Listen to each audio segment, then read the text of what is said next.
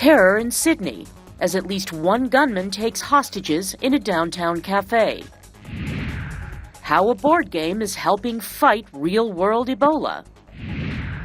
And a spider prank, an all-star football lineup, and kissing couples equaled YouTube viral gold in 2014. Africa 54 starts right now. Hello and welcome. I'm Vincent McCorry. This is Africa 54. Australian police say a hostage crisis in Sydney is over more than 16 hours after it began. The siege ended when a large barrage of loud bangs erupted before heavily armed police stormed a downtown cafe where a gunman had been holding an unknown number of people. Australian police have identified the gunman as Iman Harun Muniz, an Iranian-born man who is facing multiple charges of sexual assault. During the incident on Monday, hostages in the cafe were seen standing with their hands pushed up against the windows. A black flag with the Islamic creed known as the Shahada written in white could be seen through the glass. The phrase is a declaration of faith for Muslims around the world and translates to "There is no God but Allah and Muhammad is his messenger." Radical Islamists, including the Islamic State group, have co-opted the Shahada to use in their flags. Earlier, 5 people fled to safety from the cafe, though it remains unclear whether they escaped or were released. While in the United States, the director of the CIA has defended the spy agency during a rare news conference following the release of a U.S. Senate report that said agents used torture. But John Brennan also says the agency at times fell short. It's an admission that comes as calls to hold the CIA and the U.S. accountable are growing louder. VOA's Jeff Selden reports. Facing heavy criticism, CIA Director John Brennan defended his agency, saying it tried to do the right thing while facing agonizing choices. But he admitted some agents went outside of the bounds. In a limited number of cases, agency officers used interrogation techniques that had not been authorized, were abhorrent, and rightly should be repudiated by all. And we fell short when it came to holding some officers accountable for their mistakes. Brennan also repeated arguments that the so-called enhanced interrogations, including waterboarding, simulated here, and sleep deprivation, may have made a difference. Detainees who were subjected to enhanced interrogation techniques provided information that was useful and was used in the ultimate operation to go against bin Laden. Whether there was a direct link between those interrogations and the killing of al-Qaeda mastermind Osama bin Laden, Brennan wouldn't say. And such defenses are unlikely to stop calls to hold the CIA and others accountable for practices even the United Nations labels as torture. This should be the start of a process. The issue of accountability is a critical one. Such accountability may be hard to come by in the U.S. On Thursday, White House spokesman Josh Earnest noted the Justice Department has already seen the evidence in the Senate report. What those federal prosecutors have said is that they did not find sufficient evidence to indict anyone. As for possible international efforts, that's also tricky, says George Mason Law Assistant Dean Richard Kelsey via Skype. But whatever you can do legally is always juxtaposed against what you can do practically and politically. While unlikely, new investigations in countries where the CIA operated so-called black sites, like Poland, Romania, and Afghanistan, might be able to get a case to the International Criminal Court. More likely, countries that have laws establishing what's known as universal jurisdiction could try to seek justice in their own courts. American University professor and former Justice Department official Jennifer Daskal via Skype. Certainly, if I were any of the officials named in the report as having been involved in the development and the overseeing of this program, I would not want to be traveling to Europe anytime soon. It's even possible the Senate report could allow detainees to seek redress in the U.S. Human Rights Watch Deputy Director Andrea Prasow says not with a criminal trial, but with a civil suit seeking compensation. We now have 500 pages that very thoroughly and in a very detailed manner document specific abuse. The people named in that report, the victims named in that report, should be able to file new lawsuits and have their cases heard. For now, though, it's a trial of a different sort for the U.S. and CIA. one in the court of public opinion. Jeff Selden, VOA News, Washington.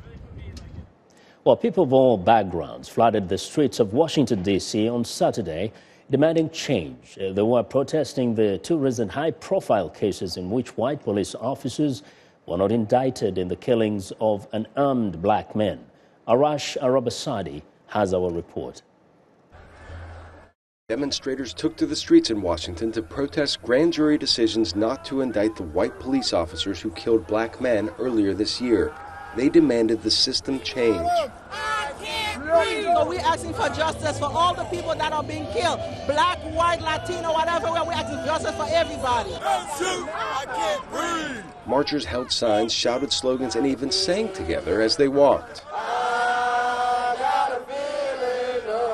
A nonprofit group, the National Action Network, organized the march, which included the families of some of those killed by police.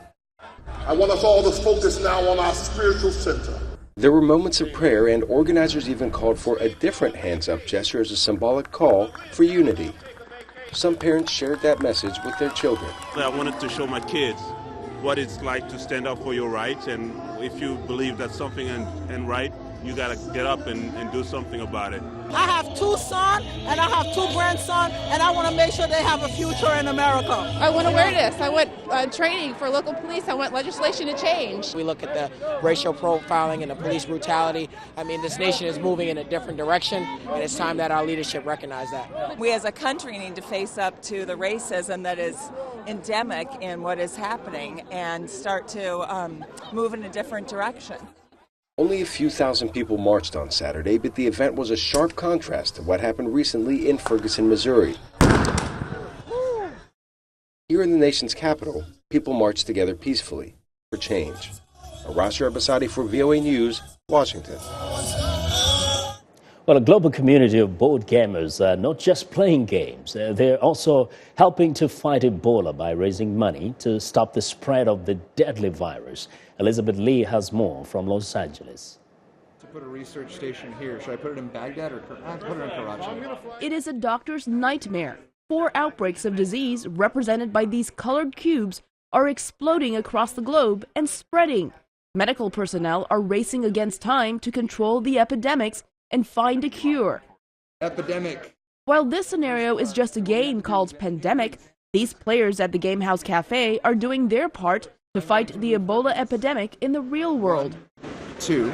Despite the fact that we are enjoying ourselves and having fun playing board games, that it has a connection to real world events, and it is possible to make a difference doing something that you love. Pandemic game designer Matt Leacock is trying to raise $100,000 to help the international humanitarian group Doctors Without Borders fight against Ebola. One way of doing it is having pandemic parties where people get together, play the game, and make a donation. Events like this one at the Gamehouse Cafe are happening around the world, says Leacock in a Skype interview. Indonesia, Philippines, a number of them happening in Japan, South Africa, Finland. They're just all over the place. Many of these gamers have been looking for a way to help fight Ebola. I've been hearing, of course, over the summer about the devastation that Ebola has been wreaking in Africa. And I think it's really important that the board gaming community, which I know is a very generous community, to band together for this important issue. These players like Pandemic because it is a cooperative game where players assume roles such as scientists, medics, and dispatchers. It's meant to sort of remind you of the fact that the people who are out there waging these real wars against disease are fighting an uphill battle. And it does absolutely, it is a game and it's abstracted, but it does certainly give you pause. And I get to get rid of all 3 because I'm the medic. The 4 diseases in the game have no names. Leacock says in the real world, outbreaks of different diseases seem to appear every few years. Unfortunately, it's sort of an evergreen topic. I didn't name the diseases in the game because, this is something that we're going to be fighting for some time now as a human population. How do we cope with global pandemics? How do we prevent them? In the fight against Ebola, this event in the Los Angeles area, raised more than $1,000 for Doctors Without Borders.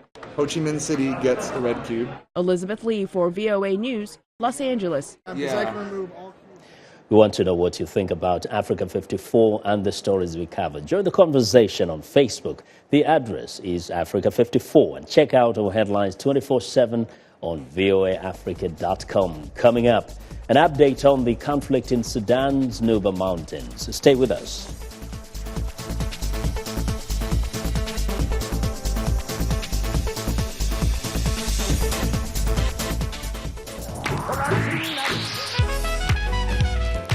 I wanted to present music and a side of American culture that is most important to me, that is a part of who I am. They're going to get some incredible performances. That's one of the things I love, bringing these artists in so you can get to see them do what they do. It's soul music, and that's what music is. It's that which comes from the soul.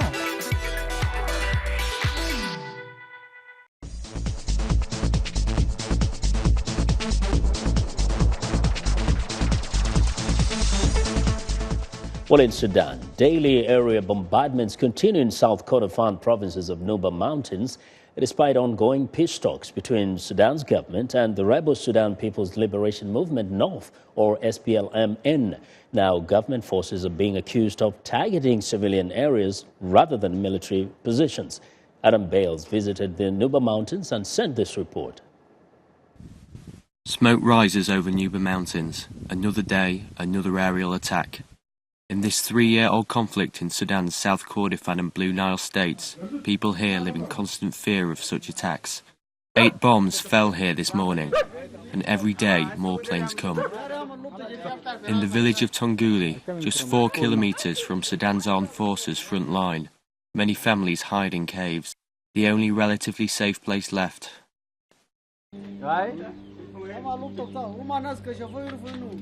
Mahana Bashir is the commissioner for Coalib County. Antelope is coming. They want to bomb. The children are the first to run to the caves.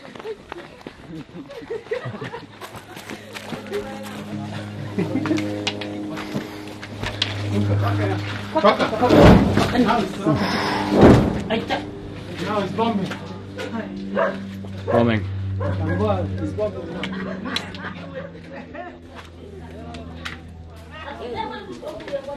The village elder explains, every day's bombing is the same. 7 days. From Sunday to Sunday. Monday, about 12. Sudan's military has been accused of indiscriminately bombing civilian markets and villages in rebel areas. Commissioner Bashir says about 9,000 people are in direct danger in Coalib County alone. 3 years of bombing, day and night. Give you the feeling you are not belonging to this country.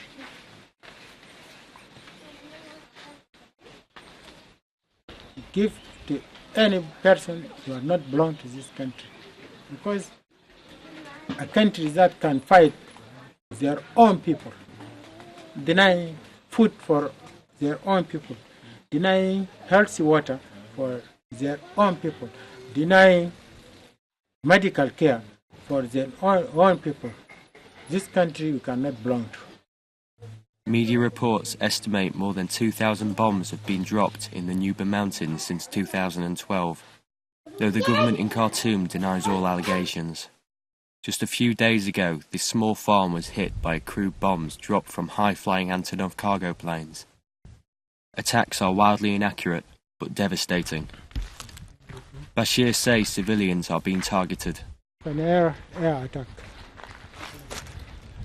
inside the village. No any military target or military location. Just they are targeting civilians. And you see, inside the village. South Kordofan's Deputy Governor, Suleiman Jabon, says the world is turning a blind eye. Even I wonder and surprising me from the silence of the international world, media and international bodies, they are just keeping silent. I don't know how they value the human being, the value of the human being. That's silent. Several 100,000 people have fled the region. Many who stay are simply tired of moving. Rashida Kalari lives permanently in the caves. After fleeing heavy fighting last year, she was left with nothing. The situation is very bad. I have 4 young children. They cannot walk any distance, so I decided to remain here to save my children from the bombings. After 3 years of bombardment, there is no sign of change. People here are trapped, frustrated and desolate. Kuku Jaz Kua, a rebel brigadier general, says he is tired of talking to journalists and then waiting for a response from the outside world which never comes. There are many journalists coming from different countries to Nuba to see the situation. They witness the fighting and write about the bombings, and still, there's no action from the international community. The Sudan government is committing atrocities against children and old people. If it was soldiers that were killed, it would be better. But the Antonov targets the young kids and elders. That's why this makes me so sad.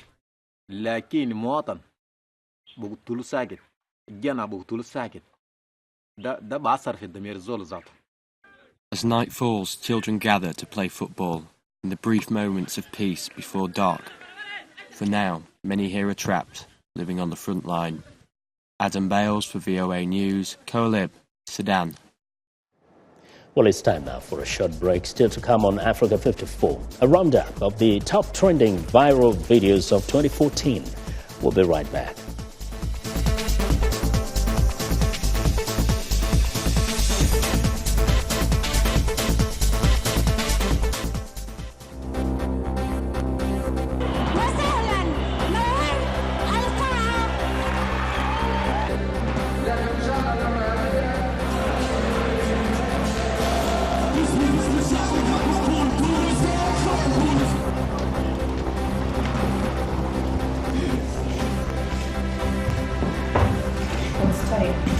Find the aggravating circumstance consistent with the ruthlessness exhibited by the convict individual.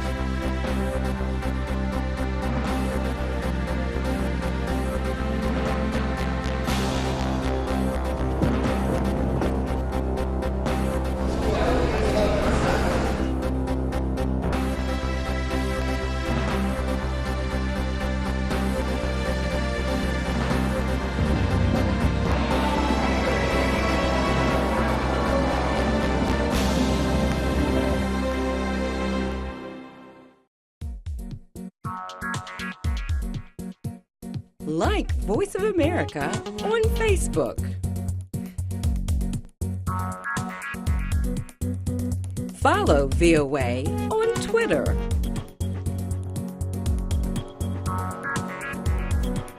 Join VOA on our YouTube channel. Like, follow, join VOA.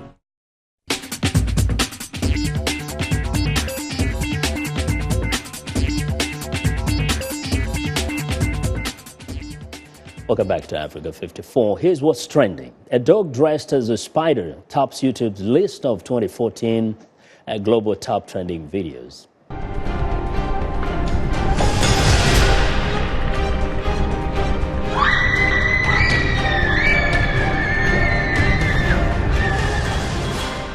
A Polish prankster Sourdough dressed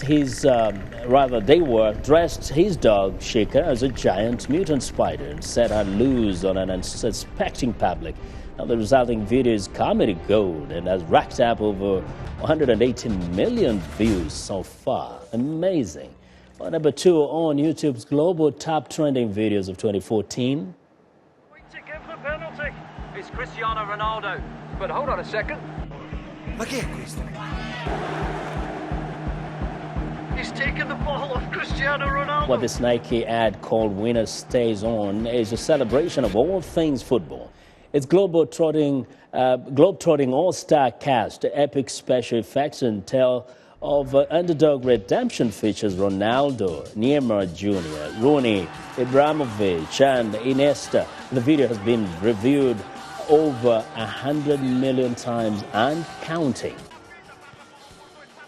Now, YouTube's third global top trending video of 2014 generated its share of controversy. The video First Kiss, featuring 20 strangers kissing, spread like wildfire when it hit the web last March. But it turns out that the kissers weren't random kissers, or other people off the street. They were actually actors, models, and musicians. And the clip was an ad for a clothing company. The video has been viewed over 95 million times, and that is what is trending today. Well, the 22nd Africa Diaspora International Film Festival is underway in New York with 89 films from the African continent, as well as Europe, Asia, and the Americas. VOA's Caroline Weaver tells us more about the films. An excerpt from The Pirogue, one of dozens of Africa-inspired films screening at the African Diaspora International Film Festival. For 2 weeks each year, it offers New Yorkers the chance to see features and documentaries from all over the world, with just one thing in common. They are all stories about people of color. Showing this year, for example, is a documentary exploring the African roots of Argentine tango music, and a feature narrative about a France-raised woman's search for her father on the Caribbean island of Guadeloupe, one of several films set in Guadeloupe, and a musical documentary about Nigerian prostitutes in Europe.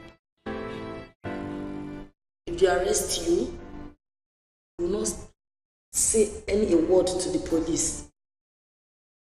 You will not tell the people that brought you to Europe. You will not tell them where you live. You don't give them any information. Colleen Burchett is among the Riverside Church African Fellowship members who volunteer for the festival. They represent African filmmakers, and African filmmakers have such a difficult time getting what we call their counter narratives, their perspectives into the mainstream media so that their voices are heard. Filmmaking by Black Africans was discouraged, even illegal in some countries, before independence. Temple University professor Molefi Keti Asante. During the colonial period, film was used mainly in a political sense and also to point out the atrocities of apartheid. So in South Africa, the films that I grew up on were films that just made you want to do something about the condition in the country. This year, however, the festival was celebrating 20 years of democracy in South Africa. Mabato Ramagoshi, chair of the National Film and Video Foundation, introduced several young filmmakers. Because we know that in investing in the young people, we are now investing in our future. So please look at them and support them going forward. Thank you very much. Zuko Nodada directed the centerpiece film for the evening, Between Friends, South Africa's first ever romantic comedy. How dare you make a mockery of me? I think it was about time when people wanted to watch a film that they would feel good afterwards. And there was no better way than telling this reunion story, where you've got a bunch of young people in a beautiful lodge, just having a holiday. Other themes at this year's festival include films about racial issues in France and blacks in Latin America and the Caribbean. Carolyn Weaver, VOA News, New York.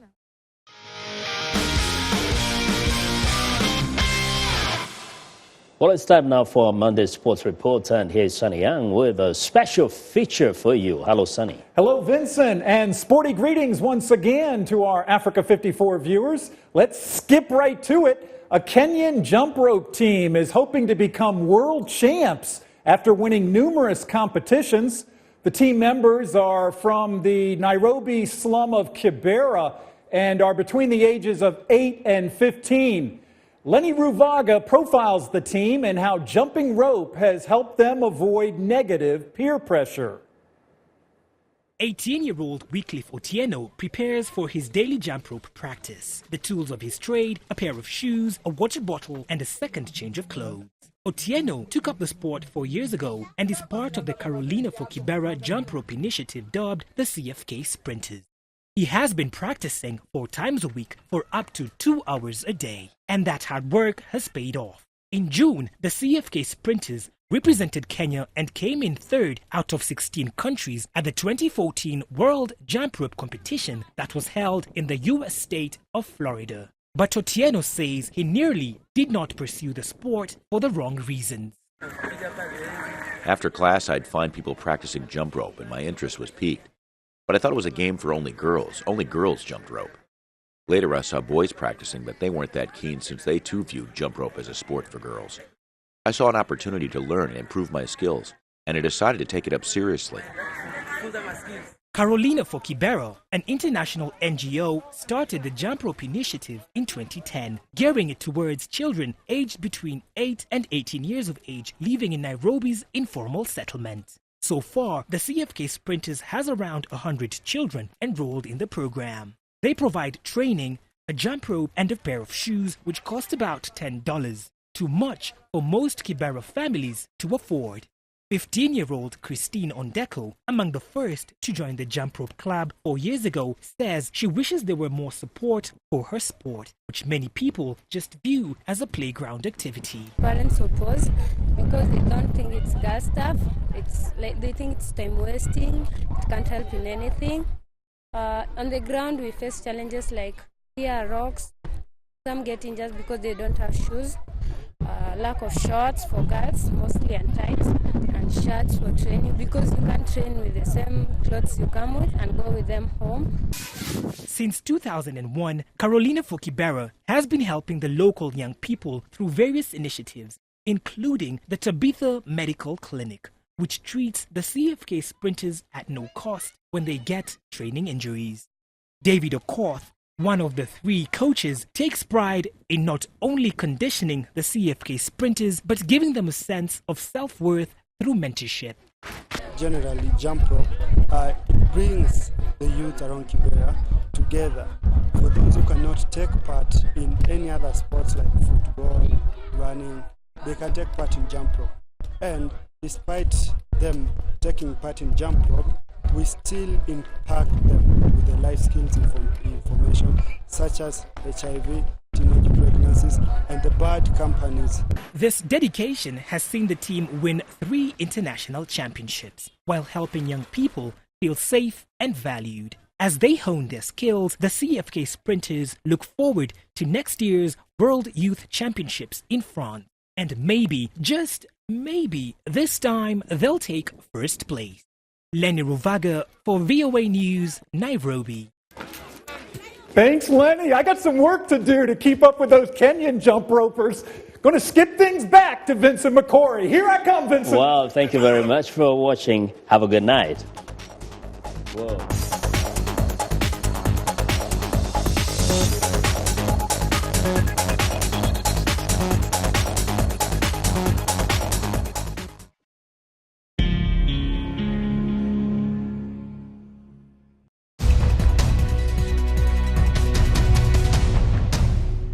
Welcome to the Voice of America's News Words, where we explain words you hear in the news.